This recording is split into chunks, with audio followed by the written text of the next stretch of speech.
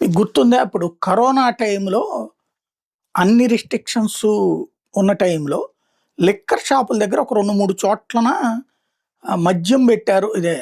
టీచర్‌లని పెట్టారు. ఇదేం దుర్మార్గం అని చెప్పి హైలైట్ చేశారు. అప్పుడు లేదు, ఎక్కడా లేదు. ఒక చోట ఎక్కడో జరిగింది. ఆ పొరపాటుని వెంటనే మేము సరి చేసామని ప్రభుత్వం చెప్పింది. కానీ 5 ఏళ్ళు కూడా అదే పాయింట్ రైజ్ చేసుకొచ్చారు. టీచర్‌లతో మందు అమ్మిచ్చారు అని. మందు షాప్‌లో కూర్చోలేదు. బట్ ఆ క్యూ లైన్‌లో ఉండకపోతే పర్యవేక్షించే బాధ్యతను టీచర్‌కి అప్పచెప్పడం తప్పే అది. No doubt at all. దాన్ని తప్పుపట్టారు, బావుంది.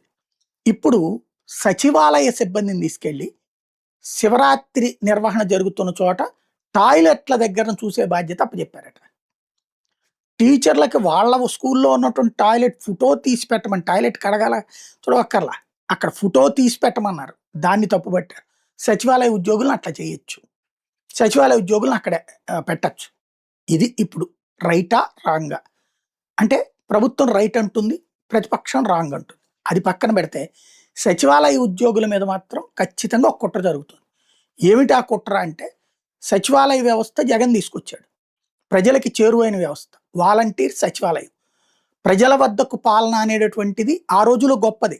ఏరియాలో నెలకో 3 నెలలకో ఒకసారి, అప్పుడు 3 నెలలకు మొదట్లో, తర్వాత చివరిలో నెలకొకటి అన్నారు. 3 నెలలకు ఒకసారి అధికారులందరూ మన ఏరియాకి వస్తారు. మనం అప్పటికే ప్రభుత్వ కార్యాలయానికి వెళ్ళి పరిష్కారం కాని సమస్యలను అక్కడ ప్రస్తావించొచ్చు. వెంటనే పరిష్కరించే దిశ అన్నారు. వెంటనే పరిష్కరించలేదు వాళ్ళు.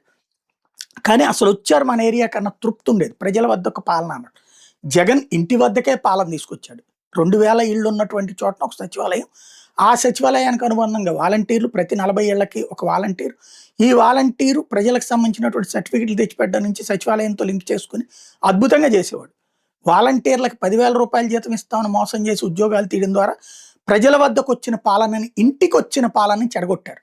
అలాగే సచివాలయ వ్యవస్థ వాళ్ళని తీసుకెళ్ళి సర్వేల పేరుతో ఏడిపించుకుతుంటున్నారు. తద్వారా వాళ్ళు వెళ్తే అసహించుకునే పరిస్థితి. సచివాలయ సిబ్బంది, నేను నిన్న దానికి సంబంధించిన వీడియో పెడితే కింద కామెంట్‌లో కొంతమంది సచివాలయ సిబ్బంది పెట్టి చూసి వాళ్ళు చెప్తున్న బాధలు చూస్తుంటే అర్థమవుతుంది. ఏం చేస్తున్నారు వాళ్ళతో.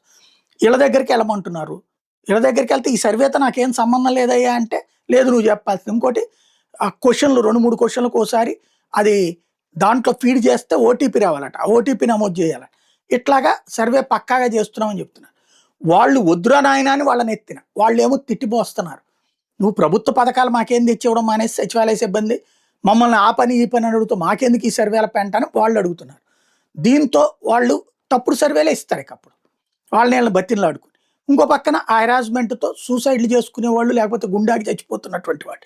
ఓవరాల్‌గా సచివాలయ వ్యవస్థ మీదన ప్రజలకి చండాలం అనిపించే పరిస్థితి తేవడం ద్వారా భవిష్యత్తులో జగనొస్తే ఇక వాలంటీర్ పెట్టకూడదు, సచివాలయం పెట్టకూడదు. ఎందుకంటే దానివల్ల ప్రజలకు అందిన సేవ మళ్ళీ జగన్‌కి మంచి పేరు తెచ్చిపెట్టింది అప్పుడు. కాకపోతే కార్యకర్తల కోపం వచ్చి ఓడగొట్టాడు.